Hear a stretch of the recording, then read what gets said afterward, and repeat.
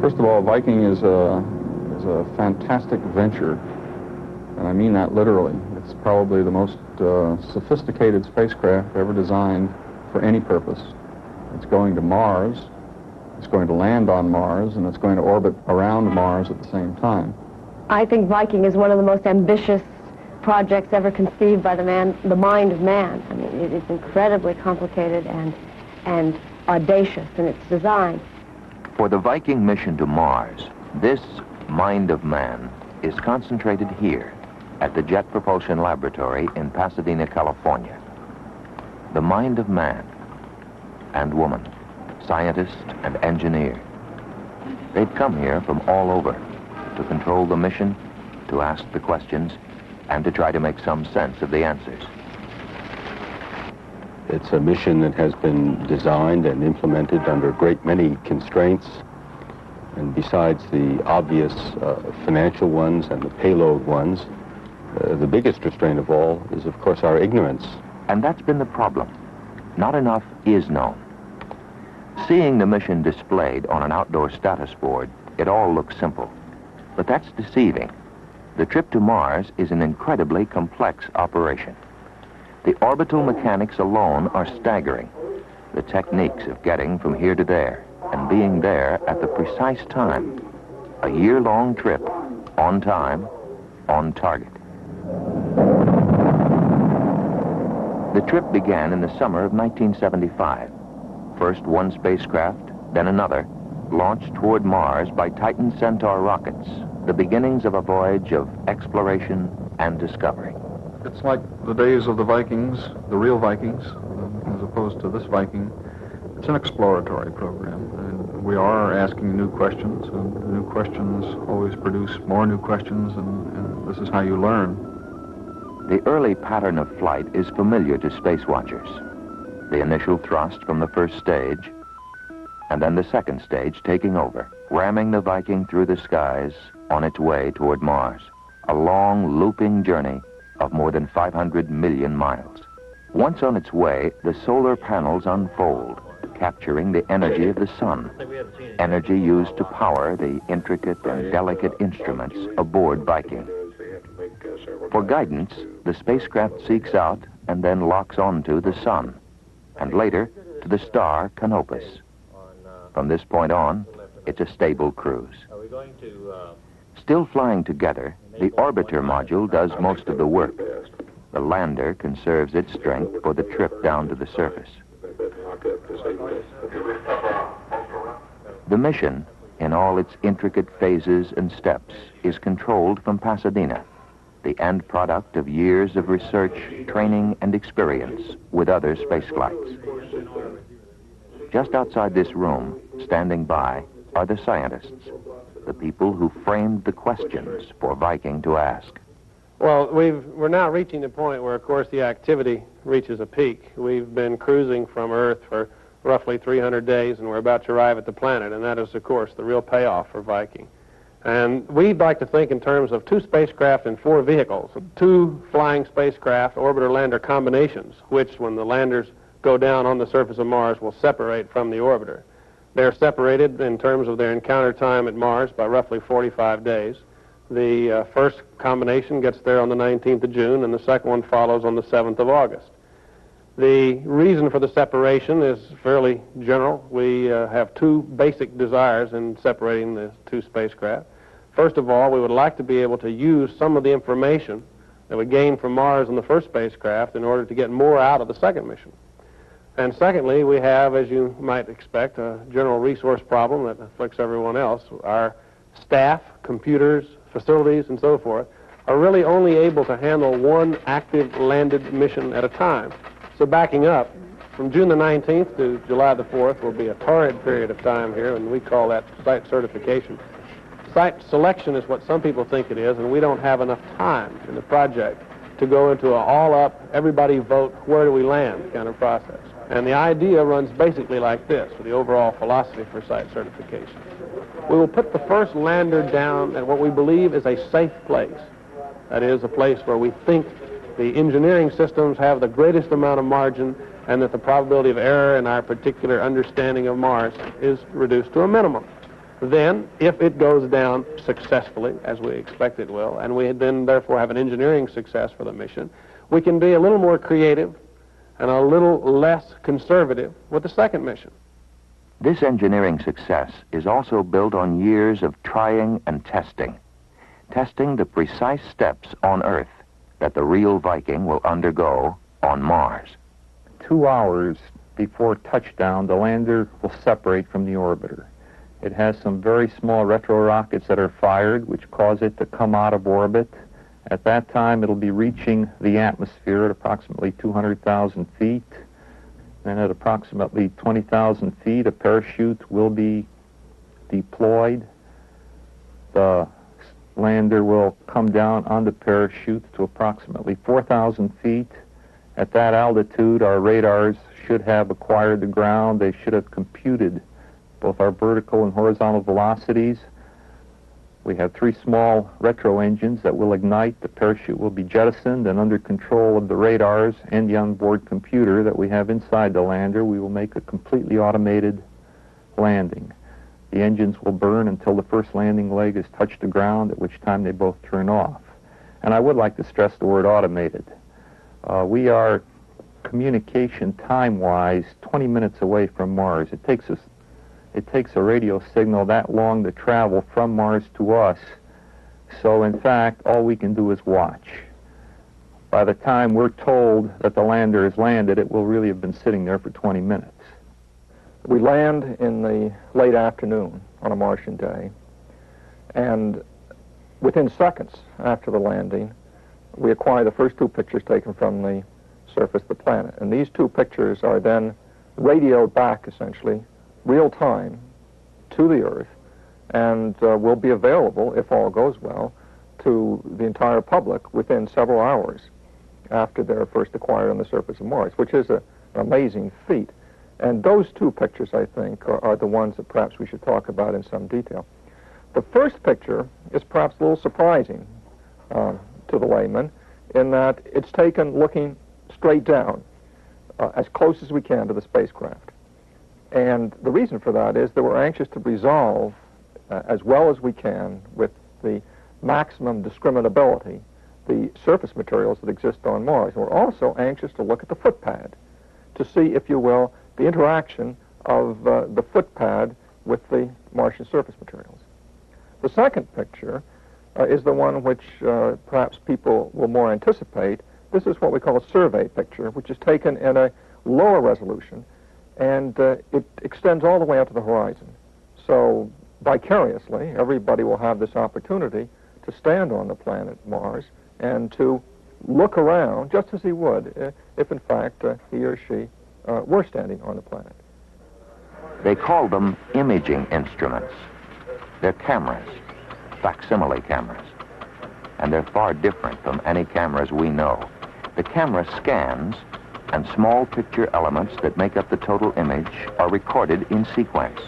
The mirror moves down one vertical line. The camera then moves horizontally for another scan. These vertical lines are laid down side by side until a full image builds up. For this, too, testing has been intensive. Out in the Colorado desert, they tested the imaging system time and time again. The camera moves and scans, photographing the desert landscape, just as it will on Mars. The images are built up, aided and abetted by sophisticated techniques, complex technology. In their final version, they emerge as prints, just like those from the Photoshop, almost. It took 10 minutes to complete the build-up which made this picture, startling in its clarity and detailed in its resolution. The thing is that no one has ever looked at Mars close up. No one has the foggiest idea whether it will be a featureless landscape from the lander footpods to the horizon, or whether it will be filled with astonishments and delights. They designed the cameras, tested them, and then took pictures of themselves, to their own astonishment and to their own delight. Without apology, as far as I'm concerned, when I look at these pictures, I will be, I think, standing on the surface of Mars. It's as if I That's as close as I'll ever come to stand on the surface of Mars. Then I'll be looking out there, and I suspect seeking or expecting, hoping to see objects that are of real interest. Well, what's an object of real interest? I guess that's the excitement. We don't really know. We soon may know. Through earthbound telescopes, Mars is a fuzzy, hazy red globe. But in recent years, we've come to see it better through the camera eyes of the Mariner spacecraft. The first close look, July 14th, 1965. Here on Earth, they found ways to sharpen their images. Consider this picture of a crater with interference patterns. They isolated the patterns by computer, subtracted them from the picture, and got a view of startling clarity. Since those early days of exploration, there's been a staggering array of pictures, each in its own way contributing to a growing body of knowledge about Mars. And now, Viking. The lander and the orbiter both are packed with instruments to conduct a number of important investigations. Investigations which cut across the lines of geology, meteorology, chemistry, biology, and others. Investigations which pose questions. Questions about the forces at work under the surface.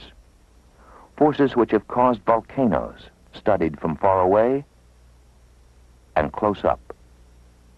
Some of the pictures have shown us staggering features. Coprates Canyon, immense, dwarfing anything we know on Earth. And fields of sand dunes, spaced a mile apart, examples of large-scale depositing by the wind, and other sand dunes longer than any in the Sahara Desert. Huge craters, as big as anything on the Earth or the Moon. These pictures have brought tantalizing views of Mars and of its satellite moons. Phobos, a craggy oval only 13 by 16 miles, and Deimos, smaller and farther away. It, too, is heavily cratered. Volcanoes, craters, and rills, evidence that Mars, at least at one time, was an active planet, and questions about its atmosphere. There's extensive erosion on the surface, and it's important to know the cause.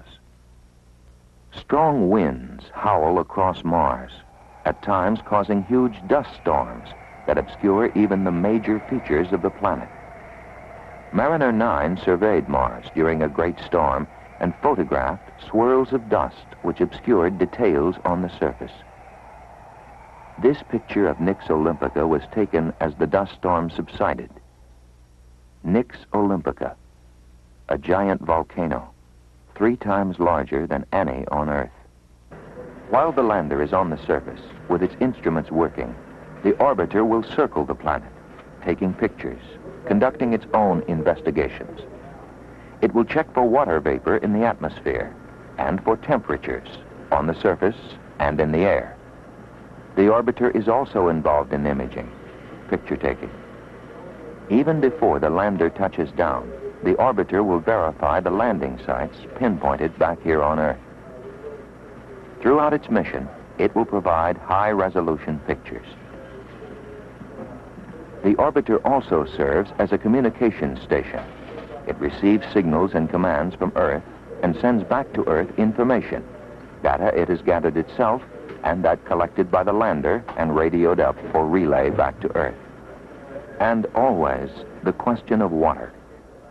The South Polar Cap, frozen carbon dioxide, or a layer of water ice, or possibly both. Scientists, some scientists, believe that at one time there was free-flowing water on Mars, and they point to pictures such as these, a channel just north of the equator, possibly caused by free-running water sometime way back in the geologic past.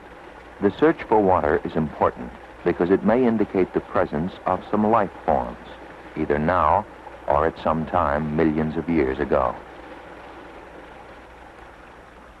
Whenever one talks about Mars, of course, the question of water comes up. And I guess unless you've traced the history of man's view of Mars, you really can't totally appreciate the significance of the discussions of water. obvious relationship comes in immediately in the mind is that water is somehow related to biology. The big argument with respect to water is something that Josh Letterberg calls bioavailable water, water which can be used by biological organisms. Now, almost everyone agrees that there's very little likelihood that there is free, pure H2O in liquid form existing anywhere on the Martian surface for a very long period of time. However, in a lot of the general theories which state that perhaps there's a frost that falls at night, and it's frost on top of like a permafrost on top of the ground, when the sun comes up, as the heat exchange begins, it goes through a very quick liquid phase. Organisms have been postulated that are so smart and their bodies are so tuned to temperature and other such things that they glob on to that liquid water when it's in that liquid phase, and therefore they use all the water that they need from that particular phase. Other people who talk about bioavailable water say that there's no reason whatsoever to believe that organisms have not learned how to use ice, to take ice directly into their system, which would allow them to use the permafrost.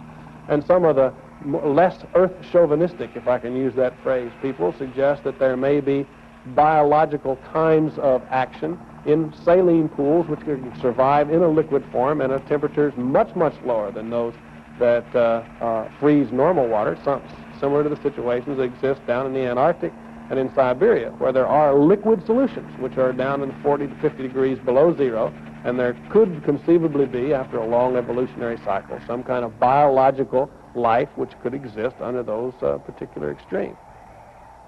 Some of those extremes are here, in Antarctica, the frozen continent.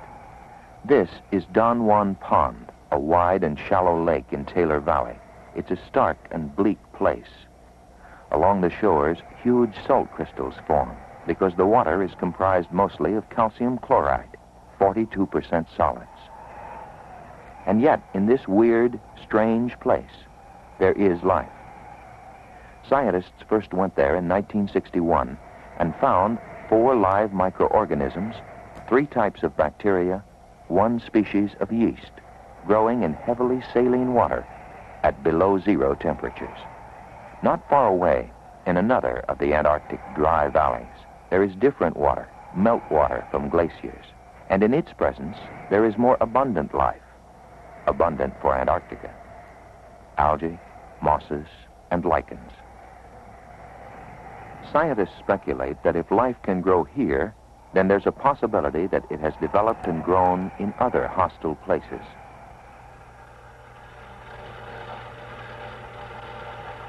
Viking will ask a lot of questions, cover a lot of scientific ground, but the focus of attention is on the search for life. And this strange-looking device will do the spade work. In a room near Viking Mission Control, they operate a full-scale test bed model and cause it to function exactly as the real ones will on Mars.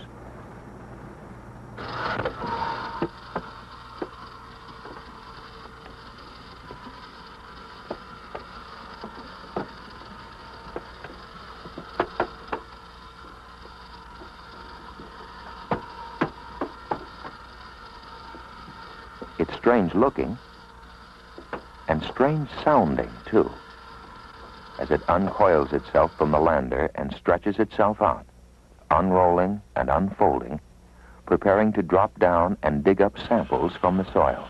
There are 3 experiments in the so-called life detection package. One of these is a gas exchange measurement, which will simply look to see whether samples of Mars soil modify the composition of a piece of Mars atmosphere that's brought into contact with it. There's another experiment which is based on the idea that we might be able to detect the fermentation of substrates that we give to samples of soil. And then finally there is an experiment to test for photosynthesis. Again, it all appears simple. The soil sampler scoops up its samples and deposits them in one of 3 chambers, which are, in effect, miniaturized laboratories, each one asking different questions.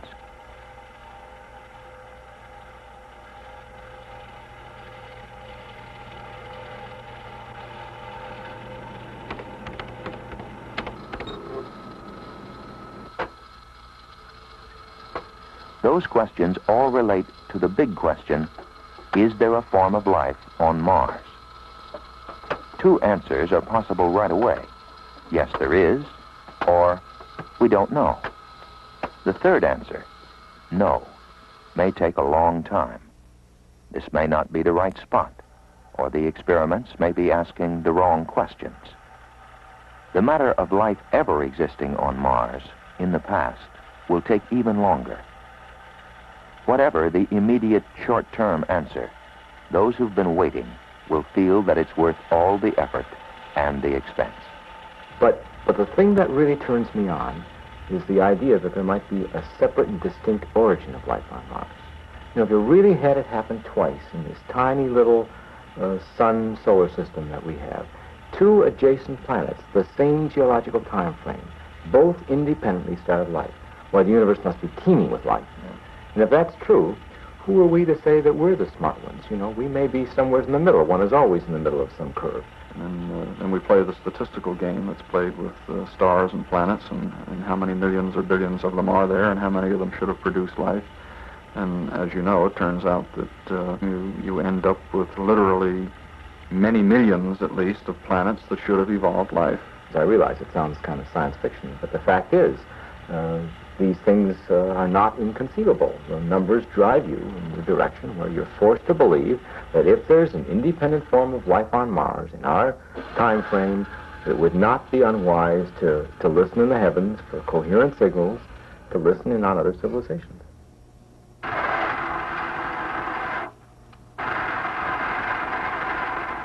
For now, though, it's enough to listen in on Mars.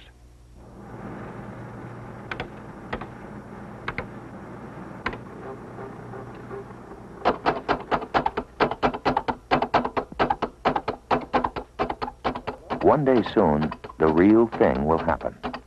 The soil sampler will move down to the collection chambers and shake and rattle as it sifts the soil into the containers. And then, the waiting will be over as the answers begin coming back.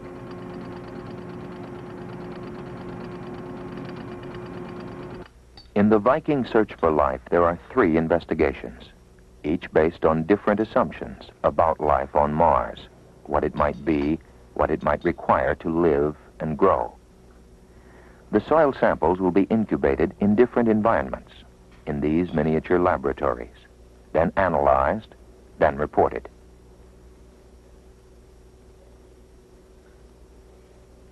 All the instruments have been sterilized. In fact, the entire spacecraft. So there's little possibility that Viking will be examining life forms it brought with it. What's interesting to me, though, is that the 3 sub-investigations in the biology experiment have each taken a different tack with respect to what I would call its Earth chauvinism coefficient as to what life might be like on Mars. Clearly, we do not know, and clearly the instruments had to be designed in a certain sense to be based upon our assumptions of what life there may be like. However, the 3 experiments run the gamut.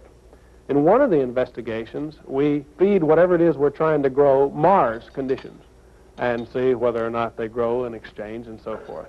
In another one of the 3 experiments, way over on the other side, we basically feed these organisms that we're trying to grow Earth conditions, nice nutrients and other such things that Earth organisms like and thrive in. And then the 3rd investigation sort of hedges its bets in both directions and gives it a little bit of Earth kind of stuff, but not too much, and a little bit of Mars kind of stuff. So that basically the biology investigation allows you to look at 3 different approaches to organisms, be they Earth-like or totally Mars-like or maybe somewhere in between. We, of course, recognize that we cannot be completely clever and figure out a way to absolutely identify whether or not there's life there, but there seems to be some balance between the investigations.